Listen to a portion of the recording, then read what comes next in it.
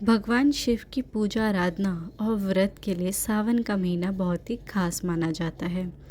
इस सावन के महीने में भोलेनाथ को रुद्र अभिषेक किया जाए तो भोलेनाथ अत्यंत ही प्रसन्न होकर मनोवांछित फल देते हैं।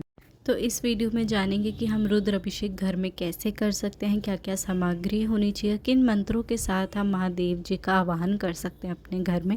अगर शिवलिंग नहीं है तब भी हम कैसे महादेव का जल अभिषेक कर सकते हैं, क्या क्या चीज़ें चाहिए, आइए जानते हैं इस वीडियो में।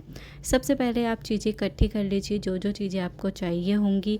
सबसे पहले पंचामृत तैयार करिए, दूध, दही, गाय का घी, चीनी, शहद के बाद जैसे कि गन्ने का रस, गुलाब जल, केसर का पानी या केसर का दूध, चंदन, पान का पत्ता, धूप, फल, बेलपत्र, मिठाई, फल और लास्ट में जनेऊ साथ में रखें। श्रृंगी अगर है तो उससे आप करिए महादेव का जल अभिषेक, अगर नहीं है तो आप जो भी पात्र आपके पास अवेलेबल है उससे आप महादेव जी का स्नान कराइए। रुद्र अभिषेक में जो शिवलिंग होना चाहिए वो उत्तर दिशा में होना चाहिए और आपका जो मुख होना चाहिए पूर्व दिशा में हो।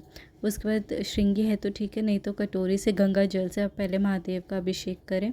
उसके बाद जैसे गन्ने का रस, शहद, दही, दूध, जल, पंचामृत, जो भी आपके पास चीज़ें हैं वो महादेव जी को अर्पित करिए। और रुद्र अभिषेक के दौरान आपने महादेव जी का मंत्र बोलना है, जैसे कि आप ओम नमः शिवाय बोल सकते हैं या फिर आप महामृत्युंजय का मंत्र भी बोल सकते हैं। तो इन दोनों मंत्रों में से आप देख लीजिए, या तो फिर आप शिव तांडव स्तोत्र पढ़िए, वो आप पढ़ सकते हैं। तो ये मंत्रों का बहुत प्रभाव है। जो भी आपने इन सावन के महीनों में मंत्र उठाए हैं, आप उनके दौरान महामृत्युंजय या फिर शिव तांडव स्तोत्र या ओम नमः शिवाय या रुद्रा मंत्र भी अगर आप जप रहे हैं तो वो भी आप महादेव जी को अर्पित करते हुए, स्नान कराते हुए वो पढ़िए। साथ में वो मंत्र बोलते रहिए मन ही मन में।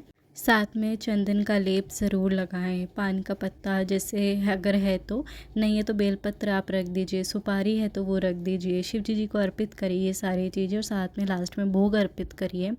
शिवलिंग के पास में आप धूप बत्ती, अगर देखिए किन्हीं के घर पे शिवलिंग नहीं है तो आप पार्थिव शिवलिंग बना सकते हैं और उनका भी महादेव जी का स्नान और जो रुद्र अभिषेक है वो कर सकते हैं। उनका करके फिर आप शाम तक उनको विसर्जन कर दीजिए। 108 बार आप उनका मंत्र जाप करिए और परिवार समेत उनकी आरती करिए। रुद्र अभिषेक के जल को किसी भी पात्र में इकट्ठे करके आप उसको अपने घर में छिड़काव करिए और अपनी आँखों और थर्ड आई जो होती है और अपने गले में, मस्तक पे लगा के उसके बाद इस जल को प्रसाद रूप से ग्रहण करें, सब परिवार में बांटें इससे, क्योंकि इसको पीने से हमारे जितने भी रोग होते हैं, दोष होते हैं, वो दूर हो जाते हैं। किसी पौधे में भी आप डाल सकते हैं उस पानी को। चलिए फिर अब जानते हैं रुद्र अभिषेक क्यों किया जाता है, आइए जानते हैं अब इसके बारे में।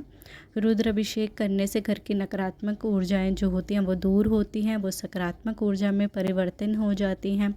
रुद्र अभिषेक करने से जन्म के साथ पिछले जन्म के जो भी आपके पाप होते हैं वो नष्ट हो जाते हैं और भगवान शिव का आशीर्वाद प्राप्त होता है।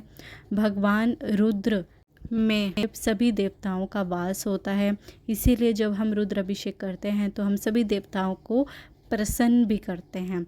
किसी व्यक्ति को अगर कालसर्प योग हो तो उससे भी रुद्र अभिषेक करना चाहिए, क्योंकि इससे कालसर्प योग का दोष जो होता है प्रभाव दूर होता है, कम हो जाता है और मनोवांछित फल प्रदान करने वाला रुद्र अभिषेक माना जाता है। यदि श्रावण के महीने में रुद्र अभिषेक किया जाए तो अति फलदायक माना जाता है। तो रुद्र अभिषेक की बहुत मान्यता है, खास करके सावन के महीने में। कुछ नहीं, आपके पास पंचामृत भी है तो भी आप मंत्रों के थ्रू करिए। अगर आपके पास शिव जी की सिर्फ फ़ोटो है, मूर्ति है, आप उसमें भी कर दीजिए। महादेव से भाव के भूखे हैं, कोई भी भगवान आपसे यही कहता है कि आपका भाव सच्चा होना चाहिए, बाकी तो सब हो ही जाता है। फिर मिलती हूँ नई वीडियो के साथ। जय शिव शक्ति, हर हर महादेव।